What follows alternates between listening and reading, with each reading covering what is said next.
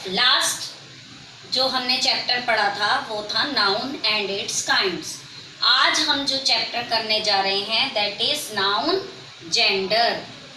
देखने में आपको लग रहा होगा कि ये चैप्टर बहुत इजी है, लेकिन इस चैप्टर से हमारे कई सोशल मैसेजेस जो हैं वो हमें मिलते हैं, इसलिए इम्पॉर्टेंट है कि हम इस चैप्टर को ध्यान से समझें। जो इसका सोशल मैसेज है बहुत ही इम्पॉर्टेंट मैसेज है, that put an effect on the society also. Now सबसे पहले मैं आपको एक स्टोरी सुनाती हूँ। मेघा एक स्कूल टीचर थी, उसकी 2 बेटियां थीं। सोसाइटी में उन्हें बर्डन समझा जाता था, क्योंकि हम देखते हैं कि सोसाइटी में लड़कियों को मोस्टली बर्डन समझा जाता है। आई एम सेइंग मोस्टली, सभी पीपल नहीं, मोस्टली बर्डन समझते हैं गर्ल्स को, बेबी चाइल्ड को। तो जब 3rd बार वो प्रेग्नेंट होती है तो उसकी मदर इन लॉ और सिस्टर इन लॉ और अदर फैमिली मेम्बर्स और इवन उसकी मदर चाहती थी कि अब जो चाइल्ड हो वो बेबी बॉय हो, ना कि बेबी गर्ल। बट अनलकीली उनकी जो होप्स होती हैं वो फिनिश्ड हो जाती हैं। क्यों? क्योंकि जो 3rd चाइल्ड होता है वो भी गर्ल बेबी होती है। तो इससे उसकी mother in law, sister in law और इवन उसकी मदर सभी होपलेस हो जाते हैं।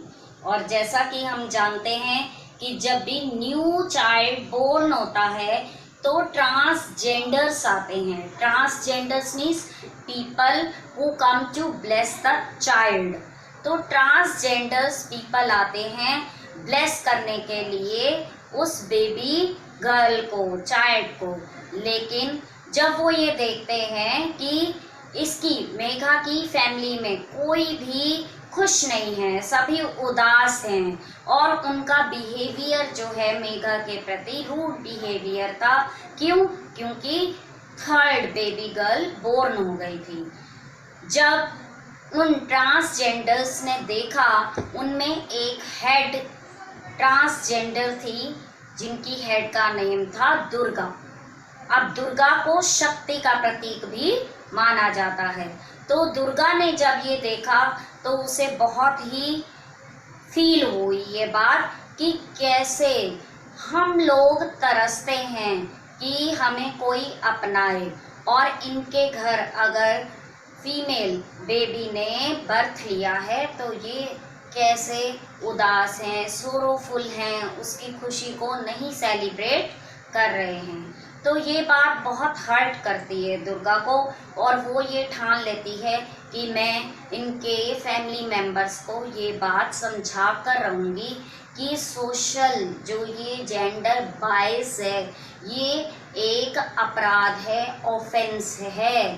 तो वो क्या करती है, वो कहती है उसकी मदर इन लॉ से, मेघा की मदर इन लॉ से, कि मैं आपसे कोई मनी नहीं लूँगी और ना ही कोई गिफ्ट लूँगी।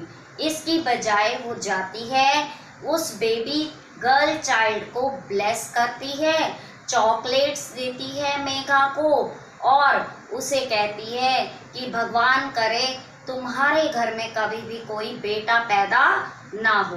अब ये बात सुनते ही मेघा की सास, ननद और उसकी माँ को बहुत ज़्यादा पिंच होती है, हर्ट होती हैं वो, और ये सोचकर कि एक ट्रांसजेंडर हमें इतना बड़ा मैसेज दे रही है कि हमें गर्ल और बॉय चाइल्ड में डिफरेंस नहीं करना चाहिए, डिस्क्रिमिनेशन नहीं करना चाहिए।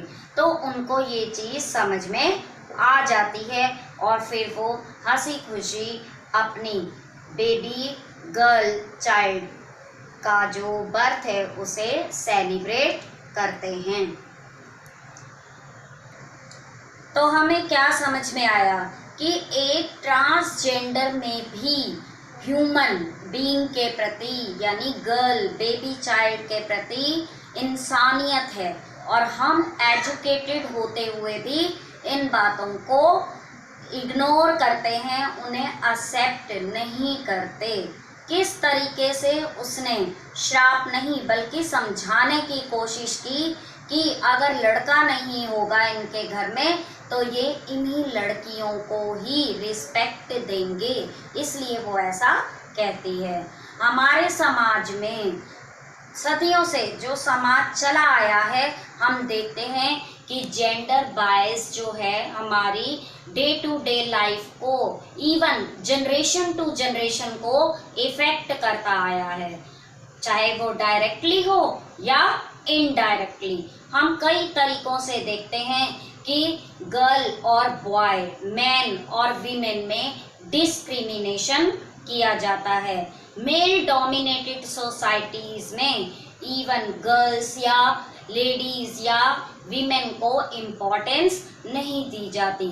एक एजुकेटेड पर्सन होने के नाते, ग्रोइंग चाइल्ड होने के नाते, मैं आप सभी को ये सोशल मैसेज देना चाहती हूँ कि कभी भी किसी लड़की को ये महसूस ना हो कि वो गर्ल चाइल्ड है, वो अपने आप को कभी भी अकेला ना समझे, कभी भी ये ना सोचे कि मैं एक बर्डन हूँ।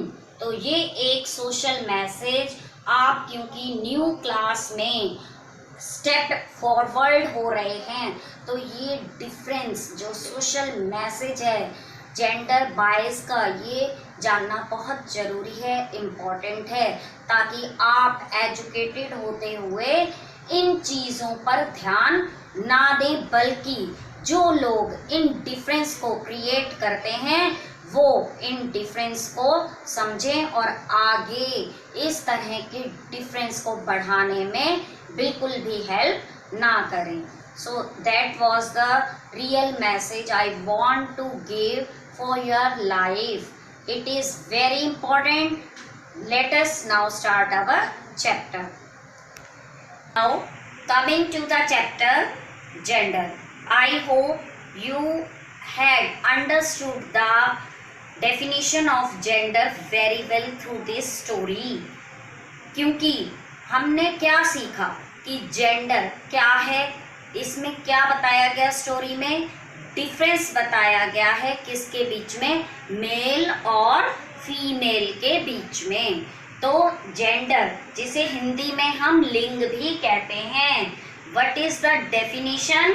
Gender is the quality of a noun और pronoun, quality of a noun और pronoun that classifies it into, ये चार चीजों के बारे में हमें बताती है। और वी कैन से कि जेंडर जो है वो 4 काइंड्स के होते हैं।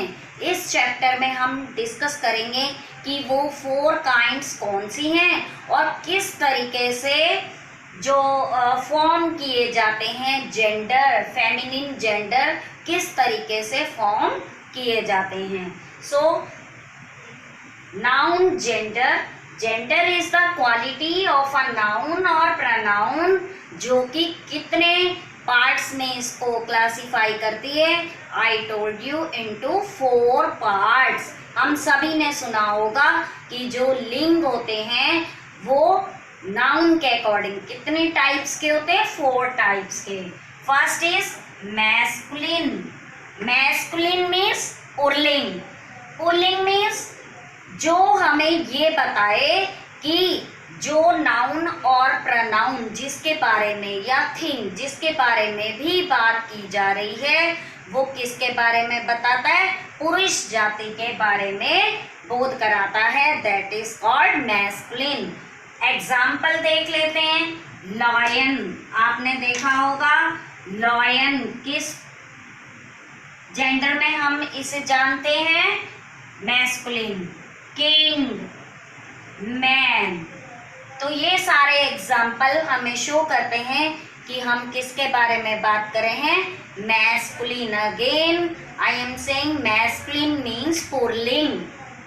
Next is feminine, feminine means स्त्रीलिंग, स्त्रीलिंग मीन्स जो हमें स्त्री के बारे में बताते हैं कि जो भी नाउन प्रोनाउन डिनोट किया जा रहा है वो फीमेल है या फिर मेल। मैंने बताया मैस्कुलिन किसको डिनोट करते हैं, मेल को, और फेमिनिन किसको डिनोट करते हैं, फीमेल को। अब जैसे आप देख लीजिए एग्जांपल, लॉयन मैस्कुलिन है, इसे हम कन्वर्ट करेंगे फेमिनिन में, स्त्रीलिंग में, तो क्या बन जाएगा, लॉयनेस। ऐसे ही किंग है तो किंग किस में कन्वर्ट होगा, क्वीन। ऐसे ही मैन तो किस में कन्वर्ट हो गया, वीमेन में।